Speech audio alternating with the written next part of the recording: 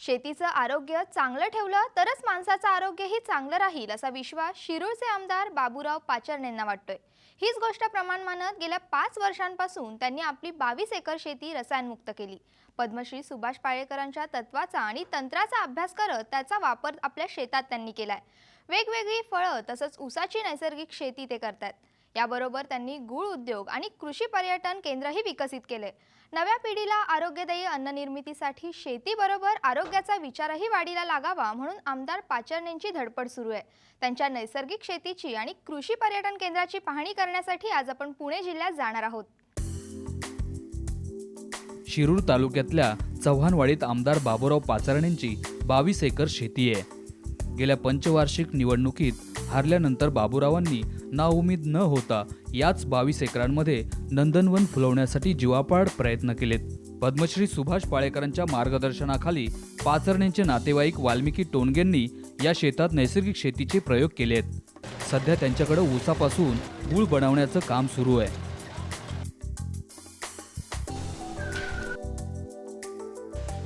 ऊसाची शेती नैसर्गिक पद्धतीने केली जाते, तर गूळ बनवण्यासाठी रसायनांऐवजी भेंडीच्या रसाचा वापर केला जातोय।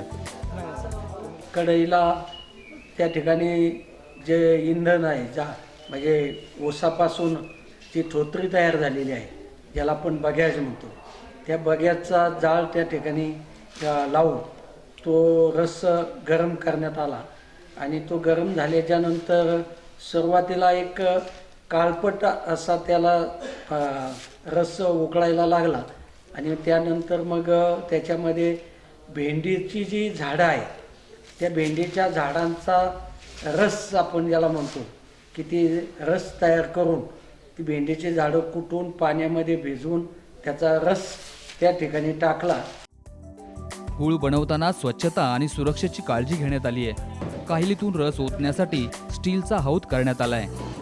जनरली वाफा जो आहे तो सिमेंटचा असतो, सिमेंट वीटमध्ये, आणि त्यामुळं गरम पाक ज्यावेळेस पडतो त्यावेळेस ज्यावेळेस तो पाक गुळात रूपांतर झाले भरताना बऱ्याच वेळा त्या ठिकाणी त्या वाफ्यातला काही सिमेंट, काही कच विटाची, काही वाळूची कच त्यामध्ये समाविष्ट होते। पण इथं मात्र आपण तो स्टेनलेस स्टीलचा केल्यामुळं कुठलाही त्यामध्ये पार्ट त्याच्यामध्ये मिश्र होत नाही।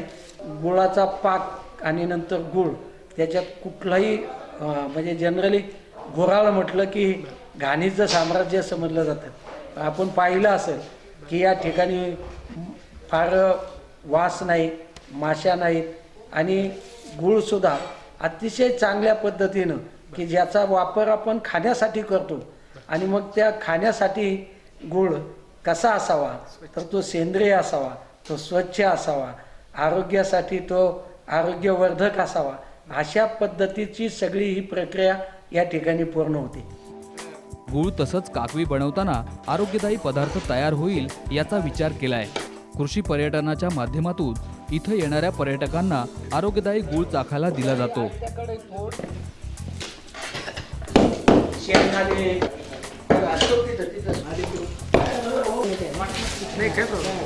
गूळ म्हटलं की केमिकल आली, पावडर आली, त्याच्यामध्ये बरेच काही पदार्थ टाकून मग त्याला कलर येण्यासाठी काही पावडर वापरली जाते।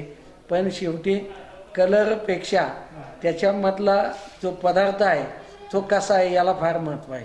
आणि म्हणून या ठिकाणी कुठलाही पावडर, कुठलंही केमिकल किंवा गुळाला एक चांगला कलर यावा, तो पांढरा दिसावा असा कुठलाही प्रयत्न केला जात नाही। आणि त्याचा परिणाम असा होतो की फक्त भेंडीच्या रसापासून गूळ होतो आणि कुठली पावडर नाही, कुठलंही केमिकल नाही। म्हणून हा गूळ आता या ठिकाणी जो आपण पॅकिंग केला आहे तर 1 किलोच्या ज्या ढेप आहेत त्या 1 किलोच्या ढेप आपण 1 वर्ष जशाच्या तशा की हा 1 किलोचं पॅकिंग आहे, त्याच्यानंतर 5 किलोचं सुद्धा पॅकिंग या ठिकाणी आपण केलेलं आहे। बाबूराव पाचरनेंनी आपल्या संपूर्ण शेतात विषमुक्त अन्न निर्मितीवर भर दिलाय। रासायनिक खतांऐवजी जीवामृतचा वापर करण्यात आलाय। शेतातला खर्च कमी करण्यावर भर देण्यात आलाय। देशी गाय हा शेतीचा कणा मानत वेगवेगळ्या जातीच्या 10 ते 12 देशी गायींचा गोठा बनवण्यात आलाय. ऑर्गेनिक किंवा जो सेंद्रिय ज्याला म्हणतो तो नुसता गूळ बनवण्यापुरता तो सेंद्रिय झालेला नाही आहे. तर जो ऊस हे त्याचं रॉ मटेरियल आहे, त्या ऊसाला सुद्धा कुठलंही रासायनिक खत टाकलेलं नाही आणि कुठलंही रासायनिक खत न टाकता केवळ देशी गाईच्या गोमूत्र आणि शेणापासून जे जीवामृत बनवलेलं आहे, त्या जीवामृतपासून हे ऊस पिकला आहे आणि त्याच्यापासून हा गूळ तयार झाला आहे. बाबूराव पाचरणेंनी नव्या पिढीला आरोग्यदायी अन्न निर्मितीसाठी आरोग्यदायी शेतीची माहिती व्हावी म्हणून बराच प्रयत्न केलाय. देशी गायी, रसायनमुक्त अन्न याचा प्रचार आणि प्रसार व्हावा म्हणून कृषी पर्यटन केंद्राची उभारणी केली आहे. आणि त्याप्रमाणे सुदैवानं आम्हाला घोड धरणाचं बॅकवॉटर आणि नदी किनारा मिळालेला आहे. आणि पारंपरिक पद्धतीची शेती करण्यापेक्षा कृषी पर्यटन जर आपण चांगलं डेव्हलप केलं तर शेतीतूनही उत्पन्न मिळेल आणि पर्यटक येतील त्यांच्याकडनं सुद्धा चांगला फायदा होईल किंवा उत्पन्न मिळेल, असा दुहेरी फायदा यातनं आम्ही अपेक्षित ठेवलेला आहे. शिवतारा या कृषी पर्यटन केंद्रात जवळपास 2000 झाडांची लागवड पाचरणेंनी केली आहे. सगळा परिसर हिरवागार करण्याचा प्रयत्न त्यांनी केला आहे. सगळ्या सुविधाही असतील आणि त्या ठिकाणी ग्रामीण आणि एक जंगल सफारीचा तो एक चांगला अनुभव त्या ठिकाणी मिळेल. आणि म्हणून या ठिकाणी आम्ही मुलांच्यासाठी बदक मोठ्या प्रमाणामध्ये जे राजहंस किंवा इतर जातीचे वेगवेगळ्या प्रकारचे ठेवलेले आहेत की बदक हे पाण्यामध्ये त्यांच्यासाठी स्वतंत्र तलाव केलेला आहे, बोटिंगसाठी तलाव केलेला आहे. विषमुक्त शेती आणि कृषी पर्यटन केंद्राचा प्रकल्प म्हणजे येणाऱ्या पिढीसाठी केलेली गुंतवणूक असल्याचं पाचरणे सांगतात. येणाऱ्या लहान मुलापासून मोठ्या माणसांपर्यंत जो त्यांना आनंद आणि समाधान मिळणार आहे तो आम्ही आमचा परमार्थ समजणार आहोत. आणि त्या दृष्टीनं एक राज्यामधलं आदर्श असं पर्यटन स्थळ, कृषी पर्यटन स्थळ आमचा करण्याचा विचार आहे. शिरूर आणि पुणे शहरातले अनेक पर्यटक शनिवार रविवार या कृषी पर्यटन केंद्रात येऊन निसर्गाचा मनसोक्त आनंद घेतात.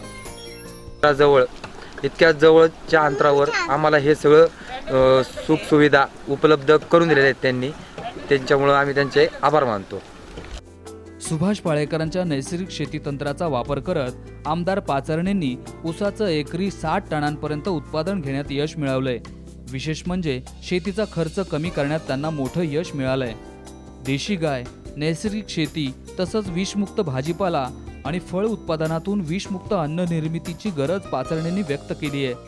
आमदार पाचरणेंनी शेतकऱ्यांनाही विषमुक्त अन्नाच्या निर्मितीकडे वळण्याचं आवाहन केलंय.